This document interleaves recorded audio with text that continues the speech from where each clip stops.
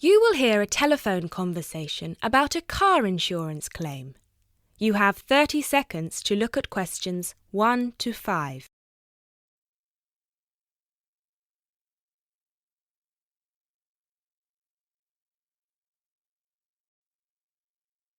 Good afternoon. Watto Insurance. This is Janet speaking. How may I help you? Yes, hello. I would like to make a claim on my car insurance, please.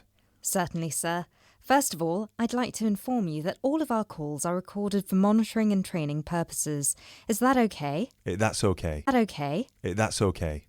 Could you please tell me your full name? Sure, it's Mr. Bennett Fisher. Okay, sorry, how do you spell your surname? It's spelled Fischer. Great, thank you. I see that you have taken out third-party fire and theft premium with us on a 2013 light blue Volkswagen Passat. Is that okay? Yes, well, almost. The colour is not light blue, it's light green. Okay, thank you for updating your information with us. What is the nature of your claim with us today? Last weekend, I had driven up to York on business and left my car in a monitored car park. However, it was only monitored until 8 p.m, and I did not return to collect it until 9:30 p.m, after which no car park until 9:30 p.m, after which no car park staff were present. When I arrived at the car park, my car wasn't there. It must have been stolen. I see. Were there any valuable items left in your car which could have been seen from outside? Well, I had recently bought quite an expensive radio for my car, but the front panel is detachable, and I always stow it in my glove compartment. So, no, there wouldn't have been anything valuable on display. Okay, Mr. Fisher. Thank you for that information. I'm going to send you some forms through the mail for Mr. Fisher. Thank you for that information. I'm going to send you some forms through the mail for you to fill in. Before I can do that, I need to ask you a couple more questions. Is that okay? Of course.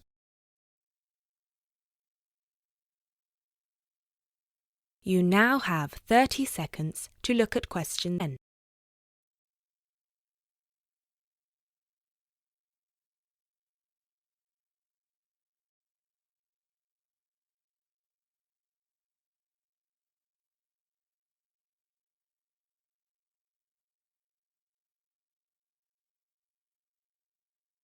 G34C245.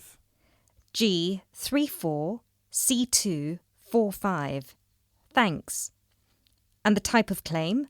Shall we say stolen car? Yes, the car was definitely stolen. I reported it to the police immediately. I actually have the report number here if that's of any use. No, not right now. But keep hold of that as we will need to see a copy of the police report eventually. Which police station did you report the offence at? York Police Station. Was it your first time in York? York Police Station. Was it your first time in York? No, but it was the first time I'd driven there. I usually take the train. Were you aware that the car park was only manned until 8 p.m? No, I was not aware of that. Were there any signs put up on the premises that informed car owners of the risks of leaving their cars after normal operating hours? Yes, but they said the car park was going to be guarded until 10 p.m, at which point the entrance is barred so no cars can come in or out. Was any reason given for that sudden change?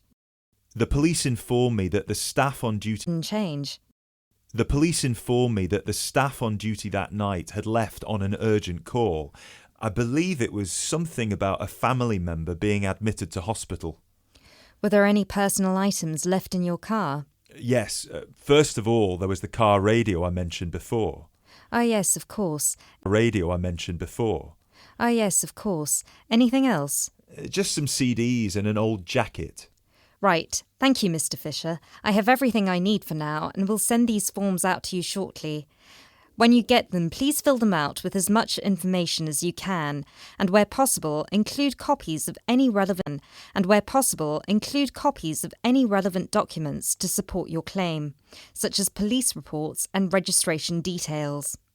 Once you have returned that to us, we can then start to assess whether you will be eligible to receive compensation. Do you have any further questions for me today? No, that's all. Thanks for your help. No, that's all. Thanks for your help. You will hear a speech given to new employees at a museum. You have 30 seconds to look at questions 11 to 13.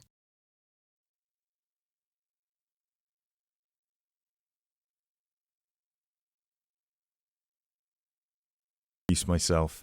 My name is Peter Myers, and on behalf of everybody here at Stevensbridge Dungeons, I would like to welcome you all to our entertainment team. This year, the hiring process was especially competitive, and it might interest you all to know that for every position there were almost 30 applicants. So you really are the best of the best. There were almost 30 applicants. So you really are the best of the best. In a moment, I will take you on a tour of the museum so you can get an idea of what the space is like. But first of all, I would like to show you around the staff room. Our staff room is located at the back of the building over here. You will notice that the room is located at the back of the building over here. You will notice that there are two entrances to the staff room. One leads to the room we're in now, which is the main and oldest dungeon here at Stevensbridge, which we have turned into the museum. This is where you will greet the new visitors, and also where the tour throughout the dungeons will begin. I should mention now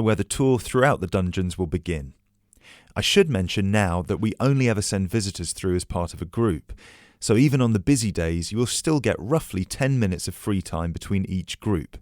Make sure you use that time wisely, because you'll need to get straight back into character as soon as it's over.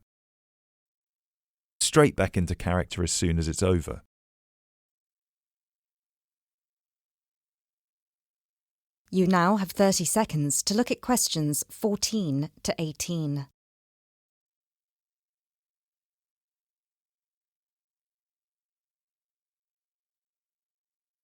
Follow me and I'll show you the layout of the museum. From the museum, we can pass through this door near the interactive display into the staff room. From here you can see the steps at the far side in the opposite corner that lead outside into Berwick Street. When you arrive for a shift, it will be much easier for you all to come in the Berwick Street entrance directly down the steps to the staff room. If you come in through the main visitor entrance, it will take you longer to get past security. As you can all see, there are lockers on your right-hand side.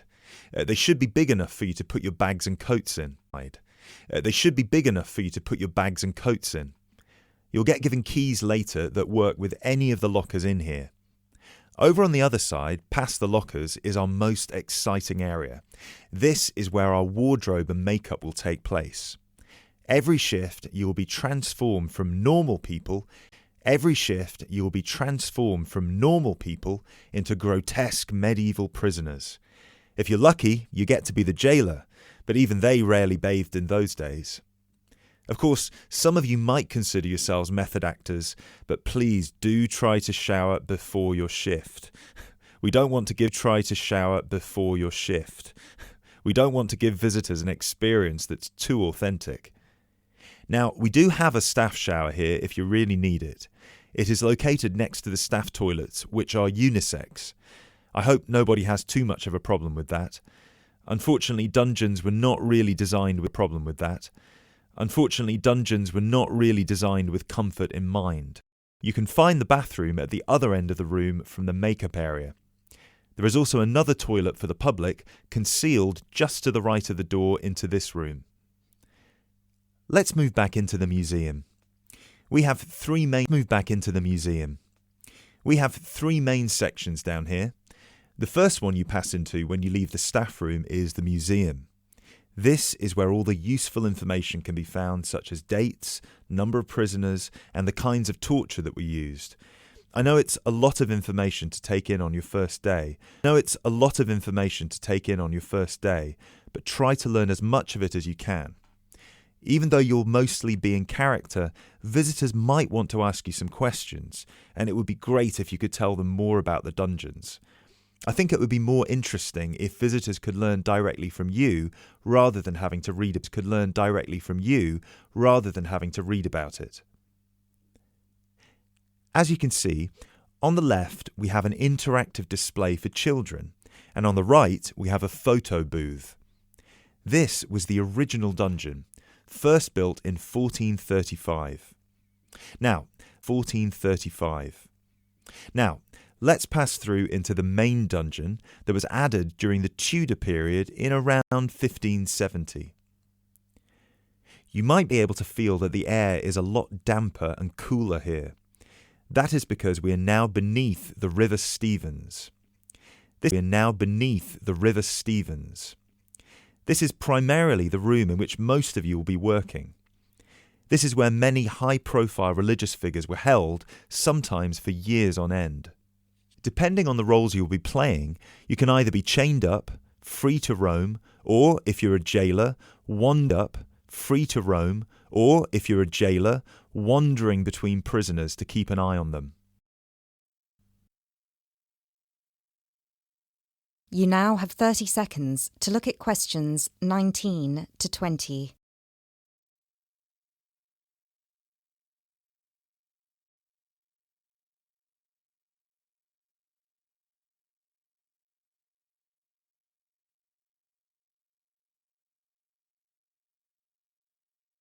Now we will pass into our third and final section, the prison cells. Over here, you can see there are some wooden stocks and a fake reenact any of the torture scenes for visitors. One person each shift will play the jailer in here, where you will give a speech to the group about some of the more notable prisoners to stay here in the past. This is usually the end of the tour, but some visitors will certainly want to ask you more questions at this point. So please try your best to make yourselves available. Help them by answering any questions they have. Also, feel free to guide the visitors through the museum if you see that they're going the wrong way. This concludes our introduction to your new workplace. If you'll please follow me, I will get you all issued with your keys and some information about the dungeons that you can take home with you to study. I will also introduce you to your shift supervisor, Alice Stiles, and you can ask her any questions you may have about your roles.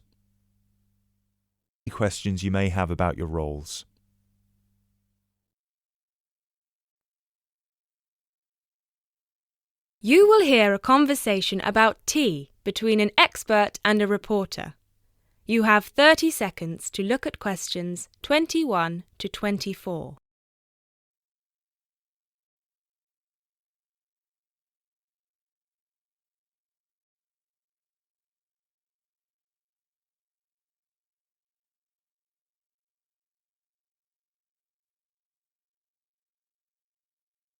Hi, Jacob. Thank you so much for coming along today. It's my pleasure. I'm very intrigued about what a tea meditation entails exactly. Well, it's mostly about leaving everything that you have been thinking or worrying about today to one side. Really focus on the present moment. Oh, it sounds great.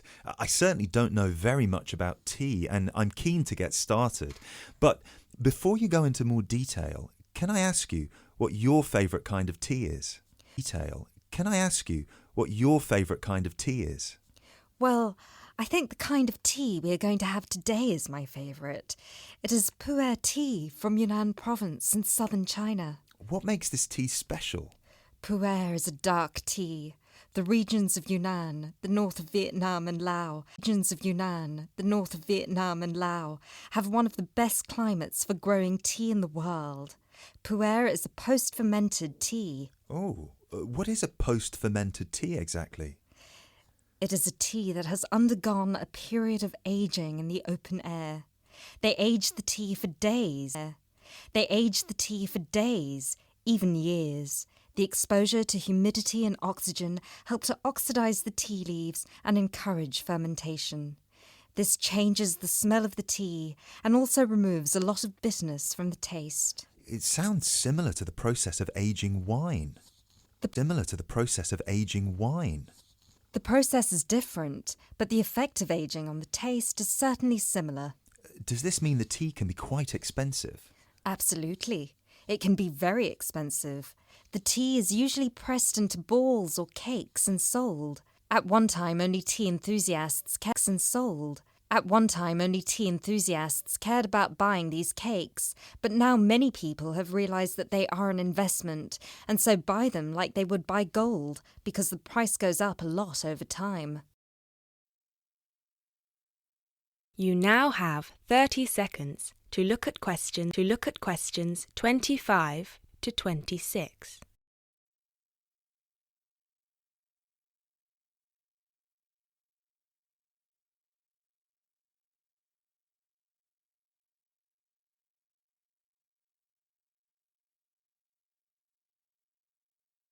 Other than this present moment, let go of any concerns. Okay, one slight problem.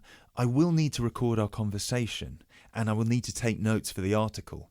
I plan to write about this for my newspaper. Is that okay? Oh yes, of course. Whatever you need. Hey. Oh yes, of course. Whatever you need. Thank you. I'll try to keep my notes to a minimum. Good. So, where was I? Oh yes, I think very few people really appreciate the complexity and variety of tea that exists in the world. Right. Most people are maybe like me and just use tea bags. Exactly, and with a tea bag, the tea is trapped inside and cannot move around freely. You can really taste the difference drinking a brewed tea that was free to move around through all the water. So, do you ever use tea bags? Never. Never. You now have 30 seconds to look at questions 27 to 30.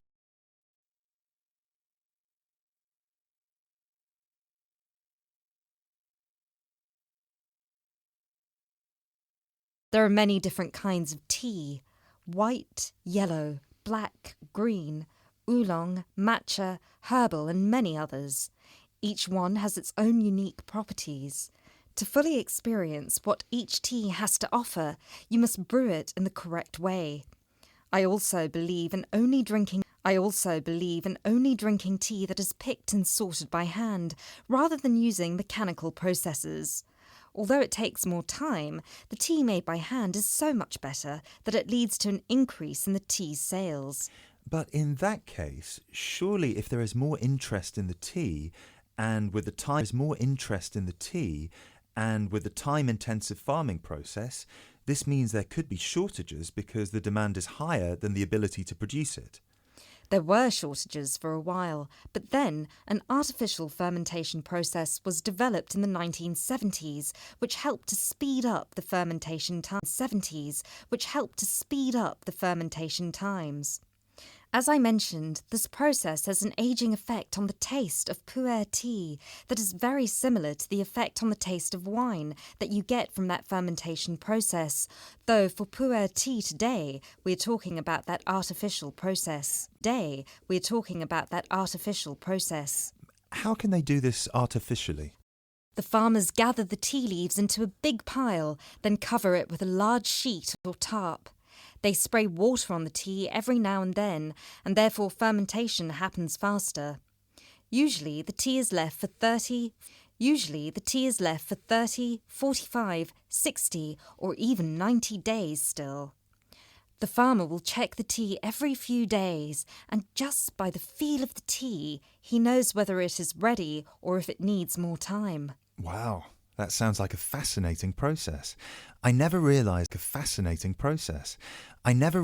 there was such a science behind producing tea. Well, now you are ready for the best part, the tasting of it. That sounds like a very good idea to me.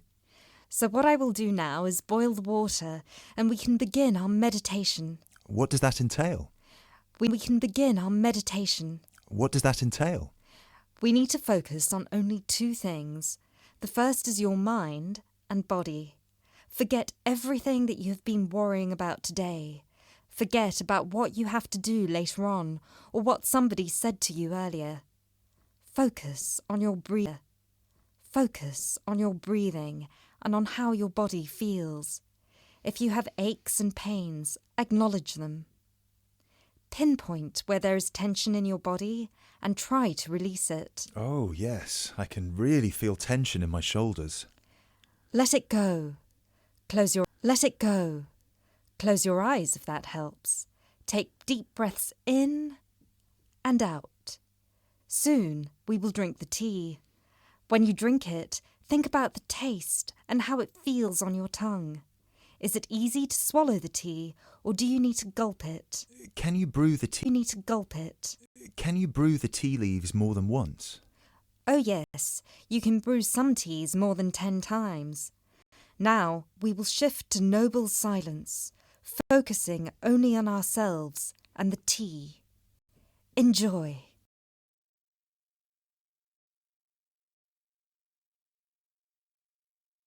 You will hear part of a lecture about architecture. You have 30 seconds to look at questions 31 to 36.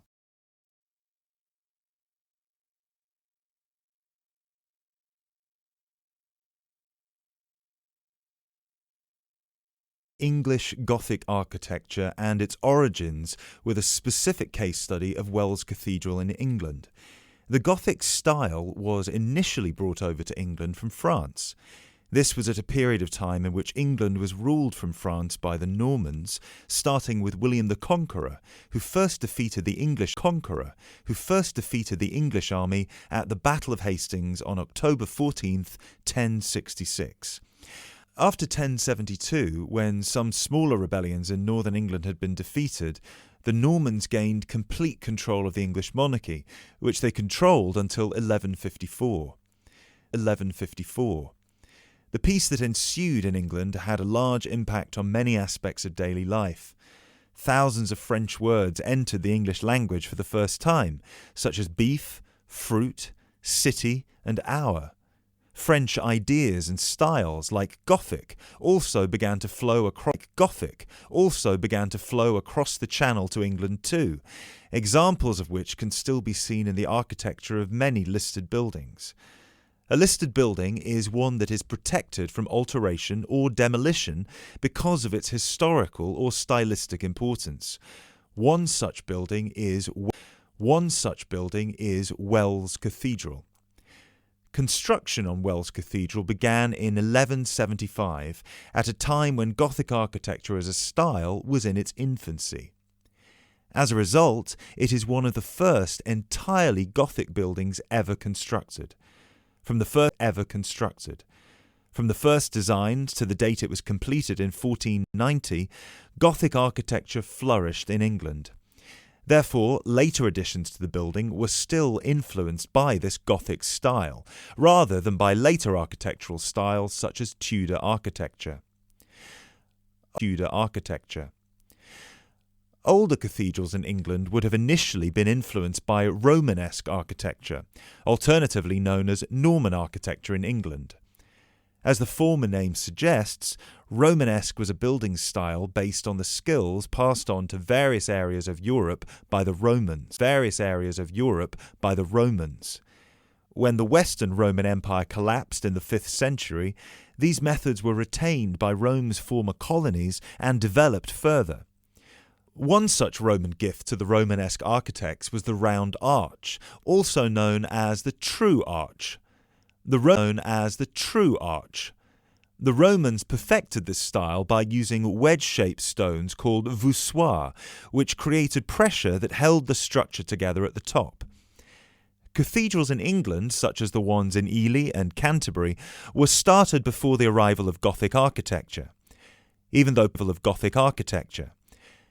parts of those two cathedrals, which were constructed later, are in the Gothic style, other sections predating the arrival of Gothic architecture are Romanesque.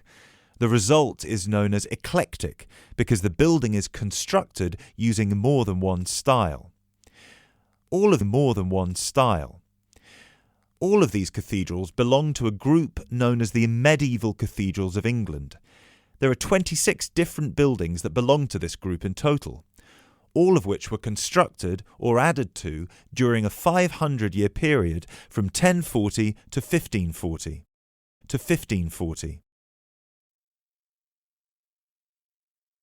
You now have 30 seconds to look at questions 28 to 30.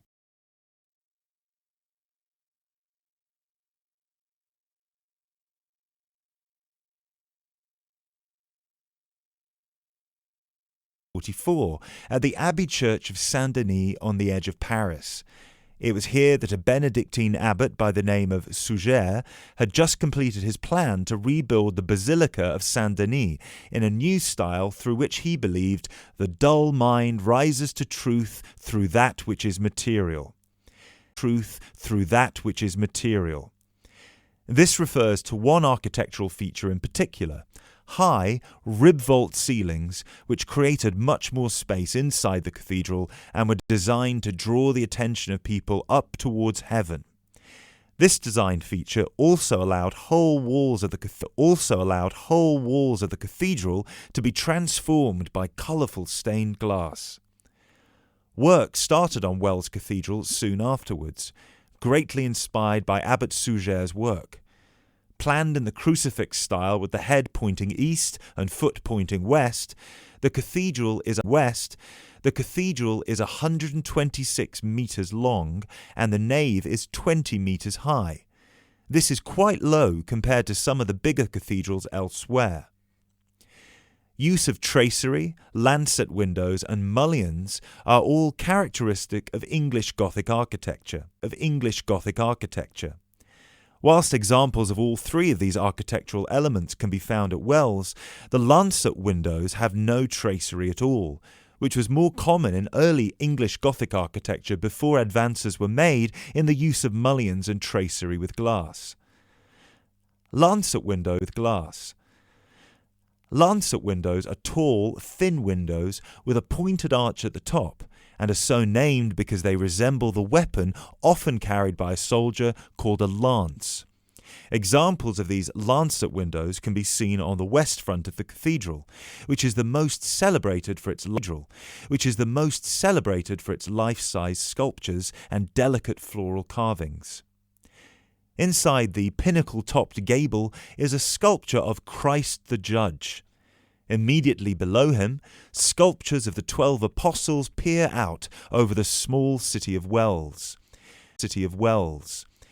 Below the apostles are 9 archangels, which are half-size sculptures. At one time, all of these, along with the decorative carvings, would have been painted and gilded. However, today, all the paint has worn away and the sculptures are the colour of the oolite sedimentary stone used to construct the cathedral. It is remarkable to think that more than 800 years ago, such magnificent buildings were created without the use of large cranes and modern technology. It would have taken much longer, but it is possible to see the high level of craftsmanship and attention to detail that is less common in the modern day.